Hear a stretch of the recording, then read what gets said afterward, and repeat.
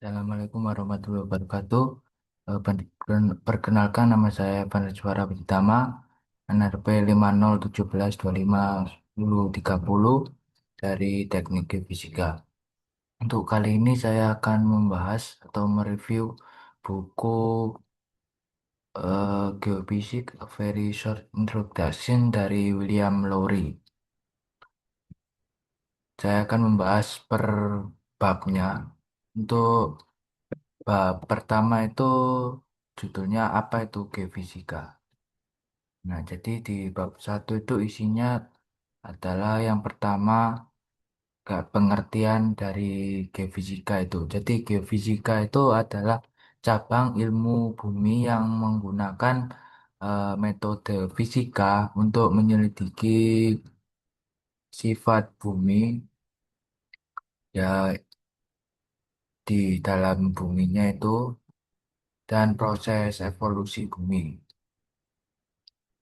Dan penelitian geofisika ini dalam kondisi alam yang cukup kompleks dan tidak sepenuhnya bisa dikontrol. Dan proses geologi itu mempunyai skala waktu yang cukup lama dari gempa bumi yang bisa diukur dari detik sampai menit sampai hingga pergerakan lempeng dan pembalikan medan magnet yang butuh jutaan tahun.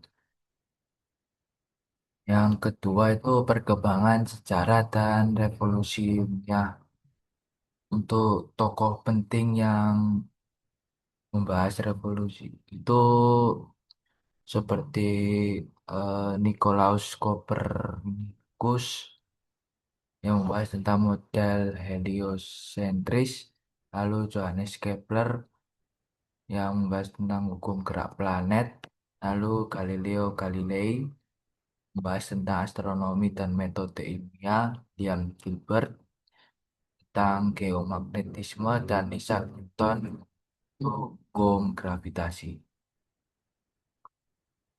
Ya, yang ketiga itu kemajuan teknologi dan penerapannya. Nah, geodesi modern berkembang melalui satelit yang dinamakan GPS yang mampu mengukur pergeseran permukaan bumi dan seismometer itu memungkinkan analisis gelombang gempa secara lebih detail atau lebih akurat termaksud termasuk inti mantel dan kerak bumi. Dan metode geofisika ini digunakan biasanya dalam eksplorasi minyak, gas, dan mineral.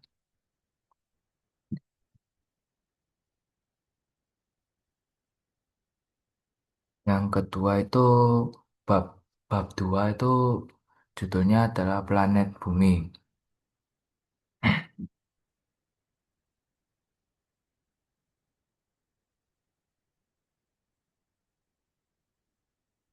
Ini yang isinya itu apa ya?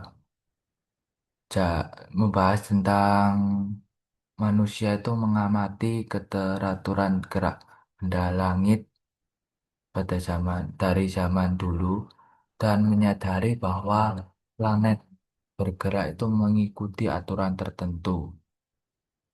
Nah, gerak itu kemudian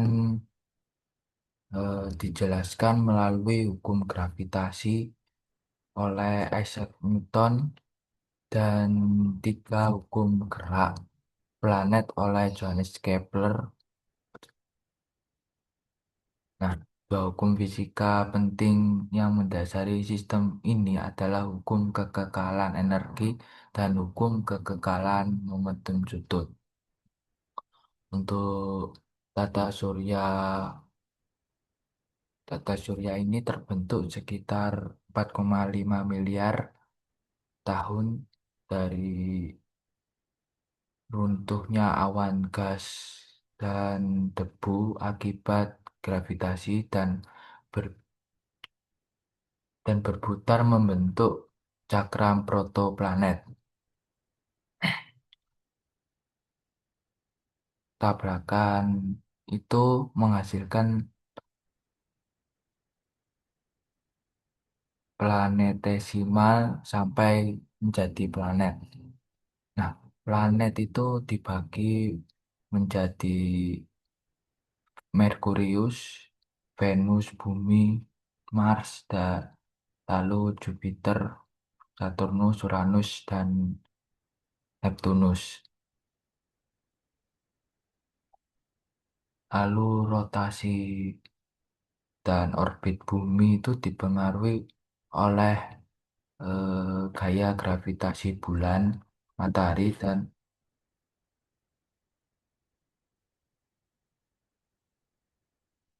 dampaknya itu meliputi presesi equinox sekitar 25.800 tahun dan fenomena Kanderwoobel. Nah, variasi itu mempengaruhi distribusi energi matahari dan menyebabkan perubahan iklim jangka panjang yang dikenal dengan siklus Milankovitch yang dinamai dari Milutin Milankovitch.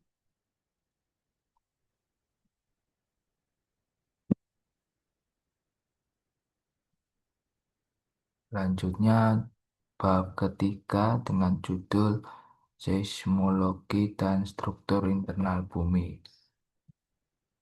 Nah, untuk bab ketiga itu isinya membahas tentang seismologi, yaitu eh, ilmu apa ya, yang mempelajari getaran bumi akibat gempa atau gangguan lain berdasarkan hubungan dari tegangan atau stres dan regangan atau strain. Nah, ada dua jenis deformasi elastis yang utama. Jadi yang pertama itu kompresi atau normal stress yang mengubah volume dan dikontrol oleh bulk modulus. Yang kedua itu geser atau shear stress yang mengubah bentuk tanpa mengubah volume dan dikontrol oleh shear modulus. Kemudian membahas tentang gelombang body waves itu yang pertama gelombang P. Gelombang P itu gelombang yang paling cepat dan dapat merambat melalui padat dan fluida. Yang kedua itu ada gelombang S atau gelombang sekunder yang lebih lambat dari gelombang P dan hanya bisa merambat di material padat. Selanjutnya ada gelombang permukaan atau surface waves. Yang pertama itu gelombang Rayleigh yang gerakannya itu elips seperti ombak laut. Lalu ada gelombang Love yang getaran horizontalnya itu kuat dan gelombang permukaan ini paling merusak karena energinya itu terkonsentrasi di dekat permukaan.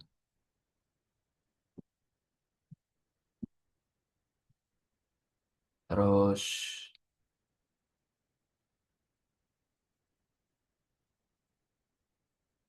ada membahas tentang prinsip refleksi dan refraksi gelombang yang biasanya digunakan untuk memetakan struktur bawah permukaan melalui seismologi refraksi yang apa digunakan untuk menentukan kecepatan dan kedalaman lapisan dan seismologi refleksi yang mendeteksi lapisan batuan dan untuk eksplorasi minyak atau mineral.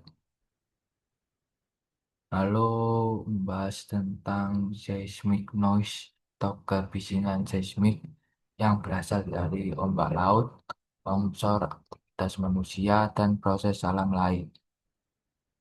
Namun, Pak, bisa dipakai dimanfaatkan sebagai sumber pasif untuk mempelajari eh, struktur gerak dan di mantel atas. Eh, struktur gerak dan mantel atas. Untuk metode analisis kebisingan ini tuh pernah dipakai dalam misi Apollo 17 untuk meneliti struktur permukaan bulan menggunakan gelombang Rayleigh akibat perubahan suhu yang ekstrim.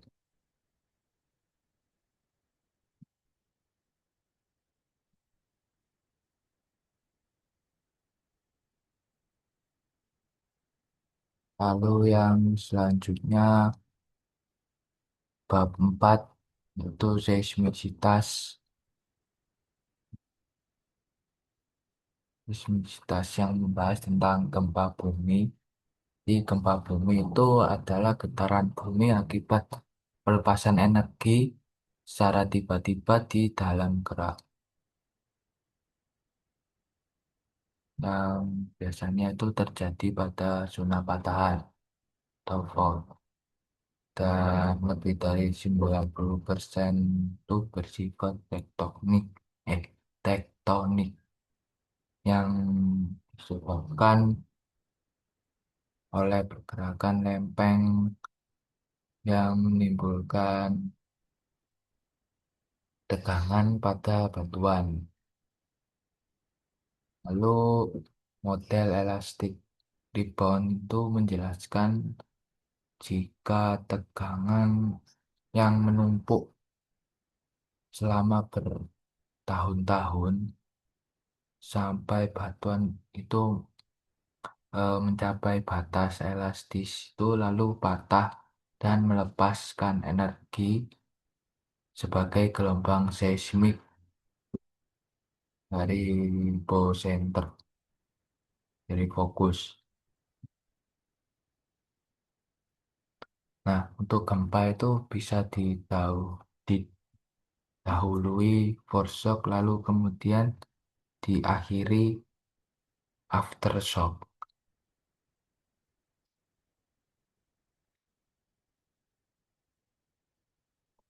Untuk aktivitas gempa itu biasanya terkonsentrasi di batas lempeng seperti di batas divergen, itu pemekaran dasar samudra, terus batas konvergen atau di subduksinya termasuk contohnya itu di megatrust, lalu di batas transform, itu lempeng tuh saling geser.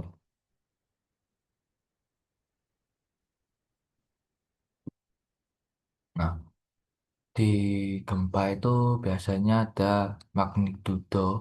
Nah, magnitudo itu untuk mengukur energi gempa yang biasanya awalnya itu menggunakan skala Richter oleh Charles Richter.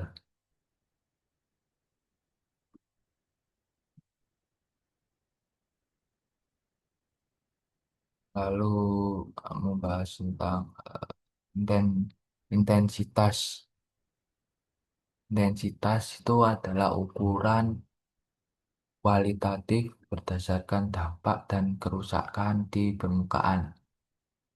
Nah, nilainya itu beda-beda di tiap lokasi, tergantung jarak dari epicenter dan kondisi tanahnya. Nah, epicenter itu ditentukan dengan membandingkan waktu tiba gelombang P dan gelombang S di beberapa stasiun seismik. Nah, untuk sebaran gelo- sebaran gempa itu tidak tidak rata, di ada yang menumpuk tuh.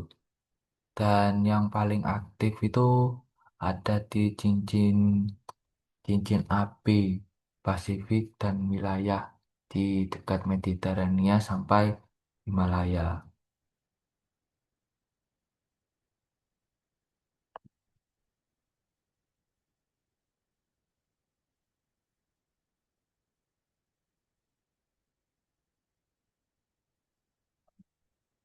Selanjutnya, bab kelima itu adalah gravitasi dan bentuk bumi.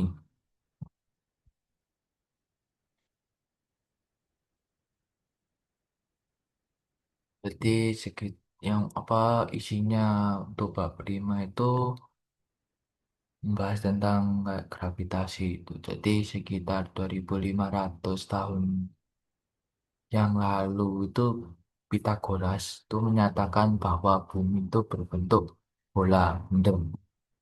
Nah, lalu kemudian Eratosthenes Eratosthenes itu menghitung keliling bumi dengan mengukur sudut matahari di dua tempat yang berbeda. Selanjutnya itu ada Isaac Newton itu menjelaskan bahwa rotasi bumi menyebabkan kutub itu menjadi sedikit pepat. Pepat itu apa agak dasar, agak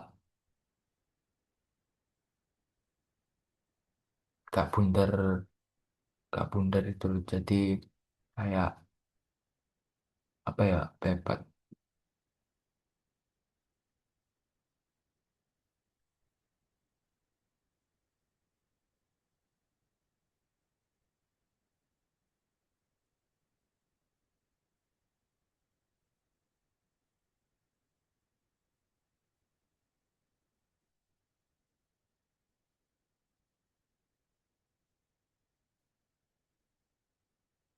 kayak agak tarik itu loh bahasa tarik, gak bundar, beneran bundar itu jadi agak apa ya tonjong gitu loh. Jadi hal itu tuh menyebabkan bentuk bumi itu enggak sebenarnya tuh elip apa ya bundar agak pepat. Untuk yang kedua itu ada pengukuran gravitasi. Jadi gravitasi itu diukur menggunakan alat yang disebut gravimeter. Dan gravimeter itu ada dua. Yang pertama absolute gravimeter dan relatif gravimeter. Nah, untuk nilai gravitasi itu dipengaruhi oleh lintang dan ketinggian tempat. Dalam geofisika itu digunakan satuan gal. Biasanya itu dalam miligal atau mikrogal. Nah, dari pengukuran gravitasi dan ukuran bumi tadi dapat dihitung massa dan densitas rata-rata dari bumi.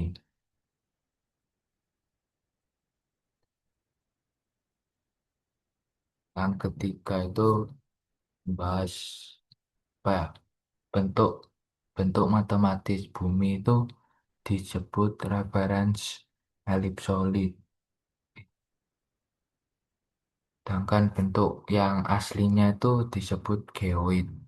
Nah, geoid itu mempunyai penyimpangan karena apa ya, ada perbedaan densitas di dalam bumi dan di topografi permukaan.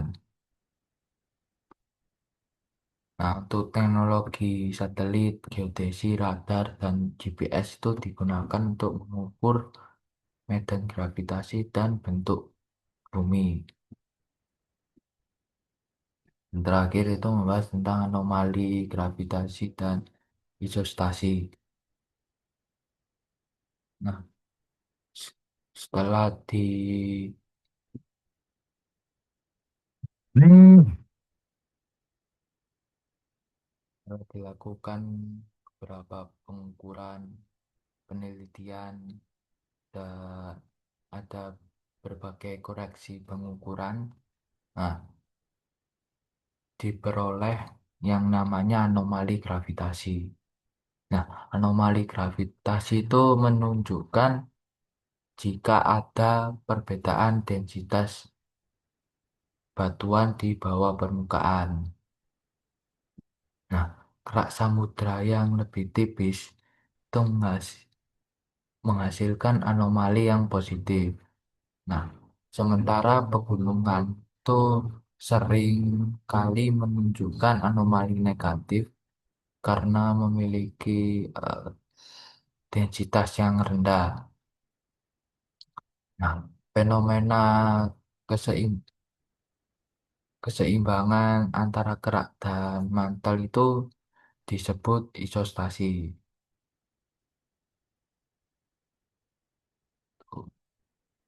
Terus bab itu.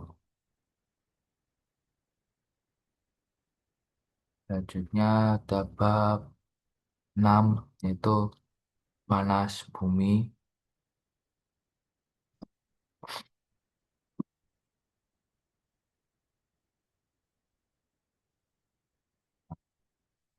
Di bab itu ada beberapa poin-poin penting yaitu suhu adalah ukuran energi rata-rata molekul dalam suatu benda.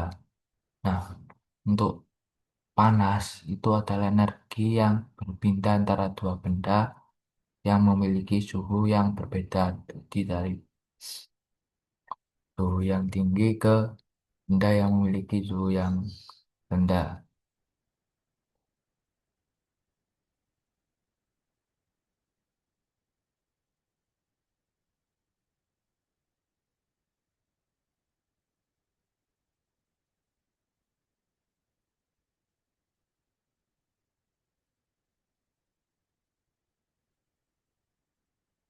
Selanjutnya ada sumber panas internal bumi.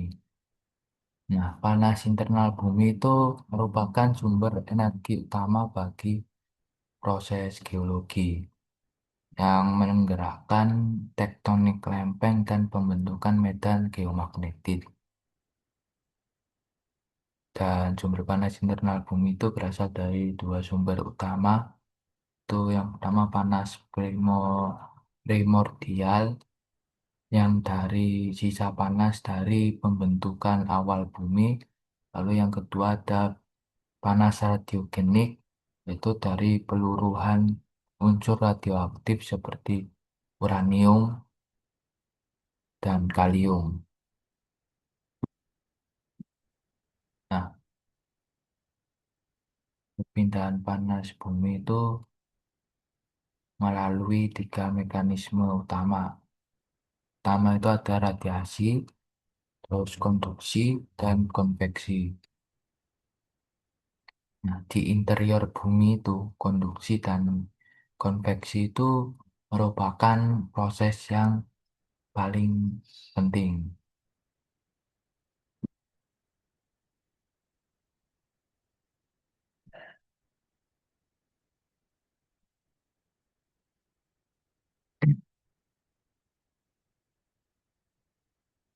Selanjutnya ada membahas tentang mantel. Mantel itu bersifat padat, tetapi dapat mengalir sangat lambat seperti fluida kental dalam skala waktu geologi. Konveksi mantel itu memindahkan panas dari dalam ke bumi, eh, dari dalam bumi ke atas. Nah, proses ini tuh menggerakkan lempeng tektonik dan menyebabkan zona subduksi. Lalu mantel Bloom. Mantel plume itu adalah kolom material panas yang naik dari mantel dalam. Nah, plume itu membentuk hotspot vulkanik di permukaan bumi. Jadi contohnya itu ada di Hawaii dan di Yellowstone. Gerakan lempeng di atas hotspot itu dapat membentuk rantai pulau vulkanik. Lalu yang selanjutnya ada bab 7. Bab 7 itu membahas tentang medan magnet dari bumi. Yang pertama itu asal dari medan bumi. Eh, asal dari medan magnet bumi. Di medan magnet bumi itu berasal dari inti luar yang cair dan mengandung besi dan nikel.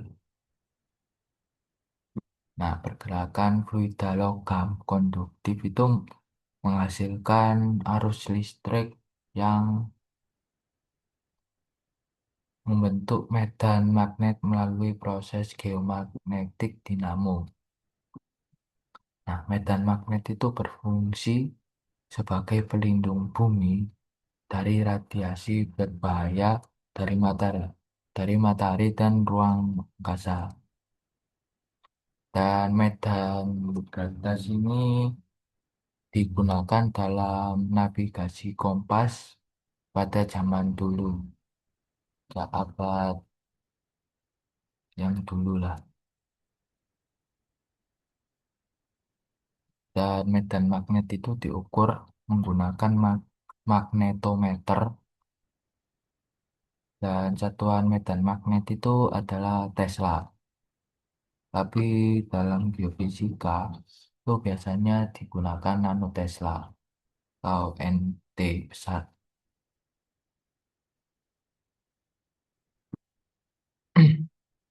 Di Di medan magnet itu terdapat perubahan lambat pada medan magnet yang disebut circular variation.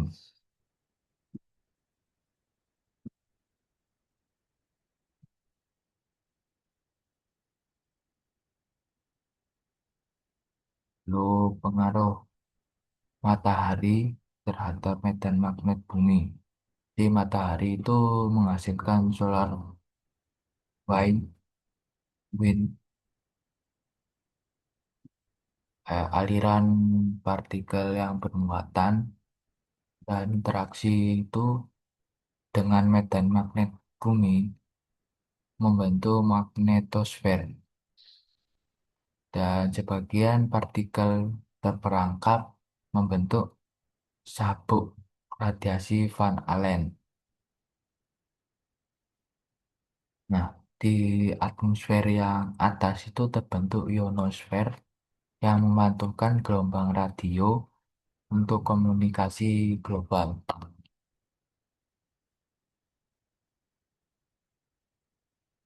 Lalu untuk sifat magnetik batuan, mineral magnetit itu seperti magnetit dan hematit itu bisa menyimpan magnetisasi permanen. Dan batuan beku itu memperoleh thermal remanen magnetization saat magmanya itu mendingin. Nah, batuan sedimen itu mendapatkan magnetisasi ketika partikel apa ya, magneticus sejajar dengan medan magnet saat pengendapan. Lalu selanjutnya adalah paleomagnetisme. Paleomagnetisme itu mempelajari rekaman medan magnet masa lalu dalam batuan dan arah magnetisasinya itu ditentukan oleh inklinasi itu sudut terhadap horizontal dan deklinasi arah terhadap utara geografis. Data ini tuh dipakai untuk menentukan lintang tempat batuan terbentuk. Nah, untuk lokasi kutub magnet purba itu disebut virtual geomagnetic pole (VGP).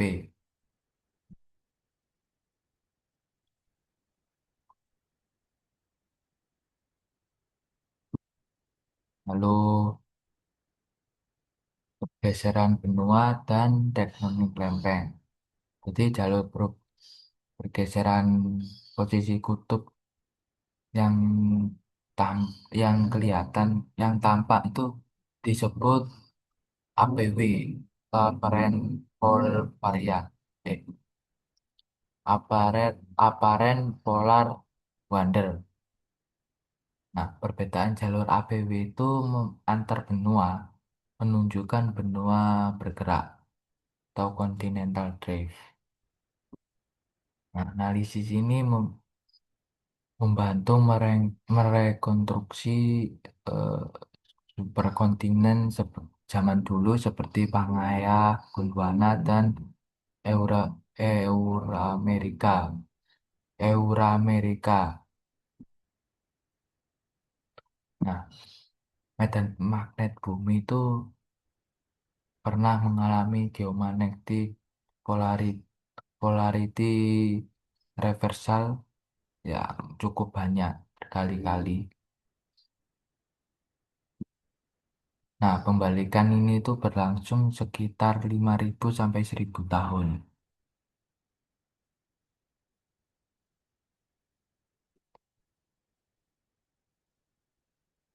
Selanjutnya ada bab 8.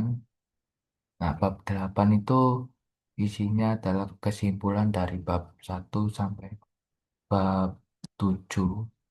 Jadi,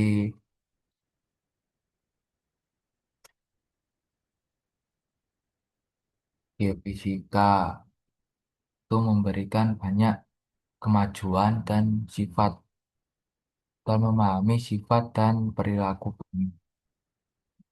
Terus ada banyak teknik geofisika yang dikembangkan untuk industri minyak dan mineral. Lalu dipakai dalam lingkup yang luas dalam bidang lain seperti geofisika lingkungan, lalu untuk arkeologi juga.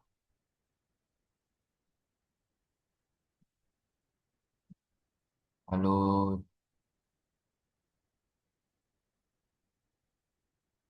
geofisika itu berperan penting dalam mencari sumber energi dan mineral yang dibutuhkan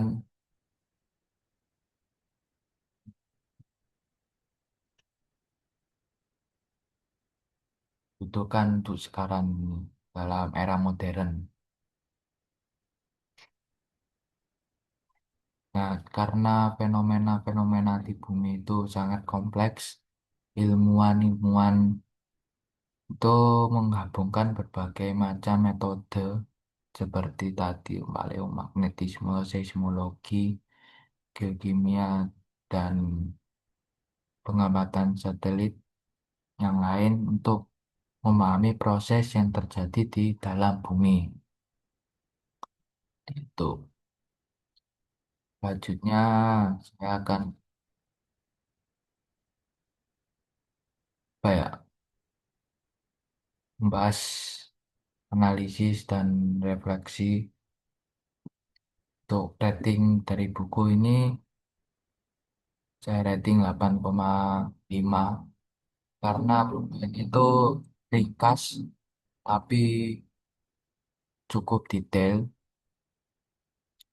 dan penjelasannya itu kayak global itu, jadi nggak terlalu yang berat.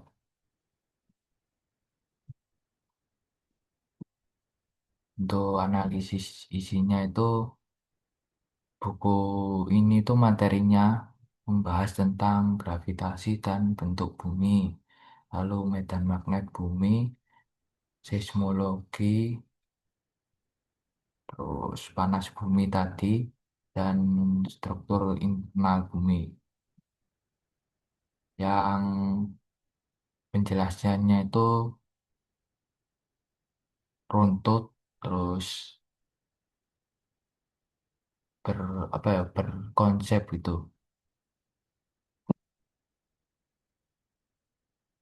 Dan untuk refleksi untuk mahasiswa geofisika seperti saya itu ada beberapa berbagai ilmu yang bisa saya dapatkan.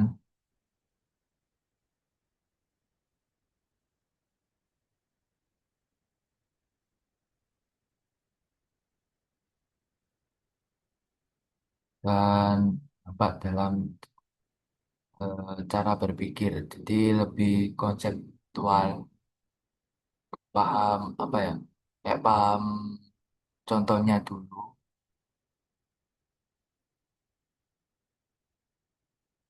tuh, jadi gak langsung ke rumusnya,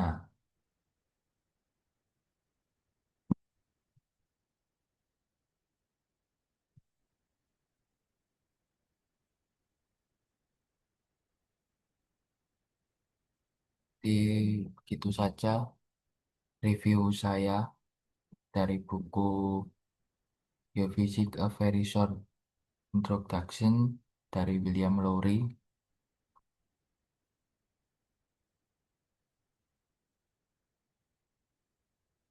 Terima kasih, saya akhiri. Wassalamualaikum warahmatullahi wabarakatuh.